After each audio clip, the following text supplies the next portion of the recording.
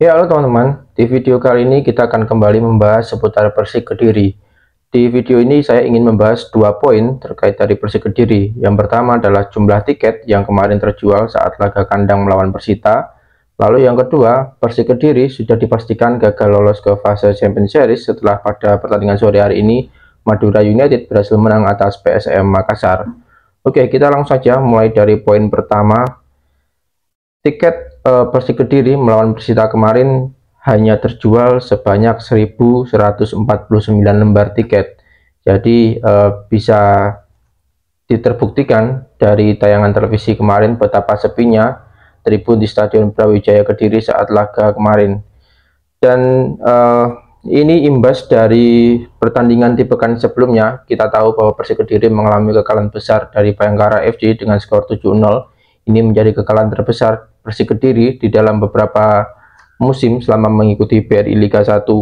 Dan ini juga menjadikan kekecewaan di antara supporter dari Persik Kediri. Sempat ada rumor bahwa memboikot pertandingan ketika melawan Persita kemarin, namun tidak jadi. Ini bisa dimaklumi karena kekecewaan yang dirasakan oleh supporter Persik Kediri setelah kekalahan tersebut memang rasanya sangat cukup dalam, menjadi kekecewaan. Selain karena kalah dengan skor besar, juga adanya match fixing di pertandingan melawan Bayangkara FC meskipun belum terbukti sampai dengan sekarang dan masih perlu harus dikawal sampai dengan tuntas. Oke, lalu poin yang kedua adalah Persik sudah dipastikan akan gagal lolos ke fase Champions Series setelah pada pertandingan sore hari tadi Madura United berhasil memenangkan pertandingan melawan PSM Makassar. Kemenangan ini membuat Madura United saat ini memperoleh poin 53 dan mereka masih memiliki dua pertandingan sisa, dan Persik Kediri juga masih memiliki dua pertandingan sisa, namun poin mereka saat ini adalah 43. Artinya jika di dua pertandingan terakhir ketika melawan PSS Sleman dan juga Persebaya Surabaya, poin maksimal yang dimiliki Persik Kediri adalah 53, sama dengan poin dari Madura United sekarang. Dan jika secara matematik Persik Kediri tidak akan mampu menggeser Madura United, meskipun di dua laga sisa Madura United akan mengalami kekalahan seperti itu. Jadi sekarang tim yang masih memiliki peluang besar untuk dapat lolos ke fase Champions Series adalah Dewa United yang saat ini memiliki poin 50, lalu juga PSIS Semarang yang saat ini juga memiliki poin 47. Ya, ini bagi saya pribadi cukup disayangkan karena Persik Kediri memang memiliki peluang besar untuk dapat lolos ke fase Champions Series. Tapi sejak pekan ke-25, tepatnya saat laga Persik Kediri melawan Persis Solo, ketika itu bertandang di Solo, sejak pertandingan itu performa Persik terus turun, terutama pada laga saat away. Ya, perlu kita ketahui bahwa saat pertandingan sebelum melawan Persis Solo, Persik Kediri ini memiliki rekor 6 pertandingan beruntun tidak terkalahkan, atau jika ditarik lebih panjang lagi, selama 12 pertandingan terakhir ketika sebelum pekan ke-25, Persik hanya mengalami kekalahan satu pertandingan. Dari 12 pertandingan hanya kalah satu kali. Dan ketika melawan Persis, Persik kalah 2-1, dan setelahnya performa Persik saat laga away terus turun. Lalu di match berikutnya kita kalah melawan PSIS Semarang, lalu di pekan berikutnya kita kalah melawan Persija Jakarta meskipun Persija ada bermain dengan 10 orang, dan puncaknya kita kalah dari Bayangkara FC dengan skor 7-0 kemarin. Dan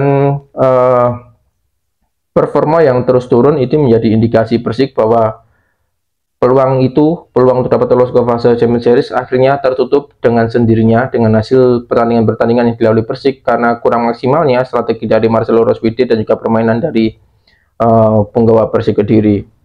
Tapi apakah ini perlu dikecewakan atau kita punya rasa kecewa atas hasil ini? Saya rasa perlu, tapi hanya sedikit saja, karena di target awal musim kemarin secara terang-terangan Arthur dan juga mungkin pelatih Persik juga sudah menerangkan bahwa target di musim ini hanyalah 5 besar. Artinya kita sudah meraih target tersebut meskipun saat ini masih berada di peringkat 27. Namun poin kita sama dengan PSIS yang berada di peringkat 6. Namun jadi ya, target di awal musim memang sudah tercapai. Namun sangat disayangkan ketika ada peluang besar untuk dapat lolos ke fase Champions Series, kita tidak bisa memaksimalkan hal itu.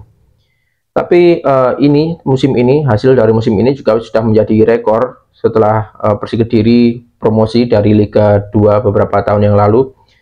Tim Persik di pekan atau di tahun pertama di Liga 1 setelah promosi berada di peringkat 11, peringkat akhir klasemen berada di peringkat 11 setelah sempat terseok-seok di putaran pertama dan putaran kedua, sempat berada di bawah di peringkat paling bawah, namun bisa survive di putaran kedua lalu menduduki peringkat 11. Di musim berikutnya atau musim kemarin juga sama, kita finish di peringkat 11 dan musim ini kita berada di peringkat 10 besar. Artinya ada peningkatan dari Persik Kediri.